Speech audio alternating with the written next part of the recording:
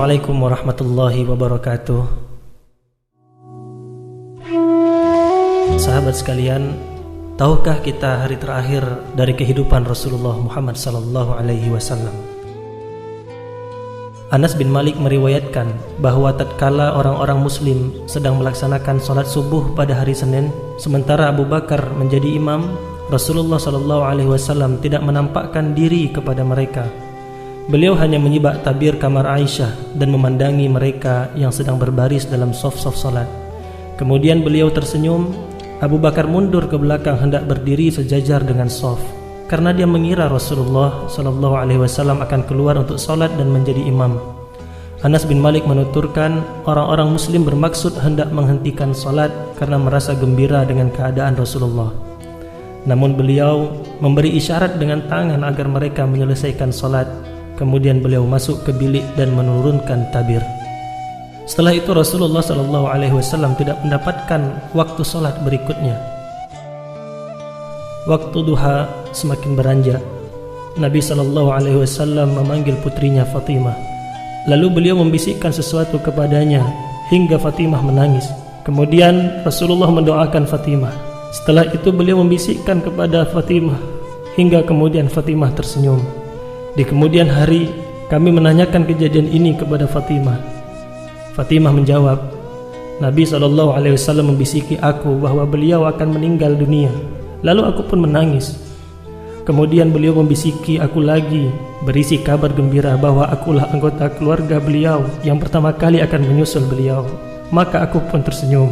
Nabi SAW juga mengabarkan kepada Fatimah bahwa dia adalah pemimpin wanita semesta alam. Fatimah bisa melihat penderitaan yang amat berat pada diri Rasulullah sallallahu alaihi wasallam. Maka Fatimah berkata, "Alangkah menderitanya engkau wahai ayah." Kemudian Rasulullah menjawab, "Tidak ada penderitaan atas ayahmu setelah hari ini." Kemudian Rasul memanggil Hasan dan Husain, lalu memeluk keduanya dan memberikan nasihat yang baik-baik. Beliau sallallahu alaihi wasallam juga memanggil para istri beliau, memberi nasihat dan peringatan kepada mereka. Rasa sakit beliau semakin bertambah berat, ditambah lagi pengaruh racun yang disusupkan dalam daging oleh wanita Yahudi yang beliau makan sewaktu di Khaybar, hingga beliau bersabda, "Wahai Aisyah, aku masih merasakan sakit karena makanan yang sempat aku cicipi di Khaybar. Inilah bagiku untuk merasakan bagaimana terputusnya nadiku karena racun tersebut." Beliau sallallahu alaihi wasallam juga memberikan nasihat kepada orang-orang, "Salat, salat dan budak-budak yang kalian miliki."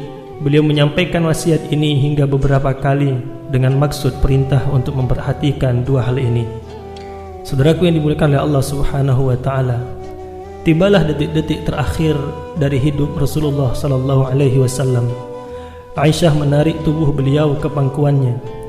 Tentang hal ini Aisyah pernah berkata, "Sesungguhnya di antara nikmat Allah yang dilimpahkan kepadaku bahwa Rasulullah sallallahu alaihi wasallam meninggal dunia di rumahku pada hari giliranku berada dalam rengkuhan dadaku, bahwa Allah menyatukan antara ludahku dan ludah beliau dalam siwak saat beliau wafat."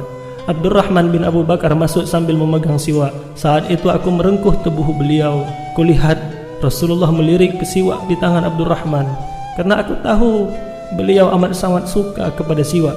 Maka aku bertanya, "Apakah aku boleh mengambil siwak itu untuk engkau ya Rasulullah?" Beliau mengiyakan dengan isyarat kepala. Maka aku menyerahkannya kepada beliau dan menggosokkannya ke mulut beliau. Rupanya gosokanku terlalu keras bagi beliau. Aku bertanya, "Apakah aku harus memelankannya ya Rasulullah?" Beliau mengiyakan dengan isyarat kepala. Maka aku menggosok dengan pelan-pelan sekali. Di tangan beliau saat itu ada bejana berisi air. Beliau mencelupkan kedua tangan ke dalam air lalu mengusapkannya ke wajah sambil bersabda, "Tiada ilah selain Allah. Sesungguhnya kematian itu ada sekaratnya." Seusai bersiwak, beliau mengangkat tangan dan jari-jari, mengarahkan pandangan ke arah langit-langit rumah, dan kedua bibir beliau bergerak-gerak. Aisyah masih sempat mendengar sabda beliau pada saat-saat itu, "Bersama orang-orang yang engkau beri nikmat atas mereka dari para nabi, siddiqin, orang-orang yang engkau beri nikmat, para syuhada dan salihin. Ya Allah, ampunilah dosaku dan rahmatilah aku. Pertemukanlah aku dengan kekasih yang maha tinggi, ya Allah, kekasih yang maha tinggi." Kalimat yang terakhir ini diulang sampai 3 kali, yang disusul dengan tangan beliau yang melemah. Inna lillahi wa inna ilaihi raji'un. Beliau telah berpulang kepada kekasih yang maha tinggi. Hal ini terjadi selagi waktu duha sudah terasa panas pada hari Senin tanggal 12 Rabiul Awal 11 Hijriah dalam usia 63 tahun lebih 4 hari. Kabar kesedihan langsung menyebar. Seluruh pelosok Madinah seakan berubah menjadi muram. Anas bin Malik menuturkan, aku tidak pernah melihat suatu hari yang lebih baik selain hari saat Rasulullah SAW masuk ke tempat ini, dan tidak kulihat hari yang lebih buruk dan lebih muram selain hari di mana Rasulullah SAW meninggal dunia. Setelah beliau meninggal, Fatimah berkata, wahai ayah, Rabb telah memenuhi doamu. Wahai ayah, surga Firdaus tempat kembalimu. Wahai ayah, kepada Jibril kami mengabarkan wafatmu. Setelah mendengar kabar kematian Rasulullah SAW, Umar hanya berdiri mematung seperti tidak sadar. Kemudian Umar berkata, sesungguhnya beberapa orang munafik beranggapan bahwa Rasulullah akan meninggal dunia. Sesungguhnya beliau tidak meninggal dunia, tetapi pergi ke hadapan Rabb-Nya, seperti yang dilakukan Musa bin Imran yang pergi dari kaumnya selama 40 hari, lalu kembali lagi kepada mereka setelah beliau dianggap meninggal dunia. Demi Allah, Rasul SAW benar-benar akan kembali. Maka tangan dan kaki orang-orang yang beranggapan bahwa beliau meninggal dunia hendaknya dipotong. Umar tidak percaya bahwa Rasulullah SAW meninggal. Abu Bakar dari tempat tinggalnya di dataran tinggi Madinah, Abu Bakar memacu kudanya, lalu turun dan masuk masjid tanpa berbicara dengan siapapun. Dia masuk dan menemui Aisyah, lalu mendekati jasad Rasulullah SAW yang diselubungi kain berwarna hitam. Abu Bakar menyibak kain itu lalu menutupnya kembali, memeluk jasad beliau sambil menangis. Kemudian Abu Bakar berkata, demi ayah dan ibuku sebagai tebusanmu, Allah tidak akan menghimpun 2 kematian pada diri engkau.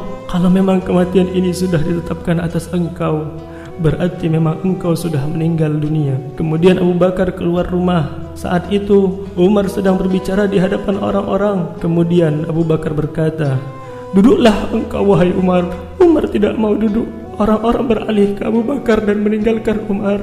Abu Bakar berkata, barang siapa di antara kalian yang menyembah Muhammad, maka sesungguhnya Muhammad telah meninggal dunia. Tetapi barang siapa di antara kalian menyembah Allah, maka sesungguhnya Allah itu maha hidup dan tidak meninggal. Allah Subhanahu wa ta'ala berfirman, Na'udzubillahi minasyaitonir rajim. Wa ma Muhammadun illa rasul qad khalat min qablihi ar-rusul afa immata aw qutila qalabtum ala aqabikum wa may yanqalib ala aqibaihi falan yadurrallaha syai'a wa sayajzillahu asy-syakirin.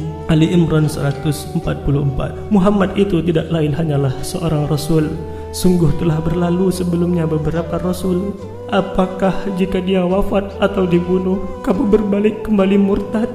Barang siapa yang berbalik ke belakang, maka ia tidak dapat mendatangkan mudarat kepada Allah sedikit pun, dan Allah akan memberi balasan kepada orang-orang yang bersyukur.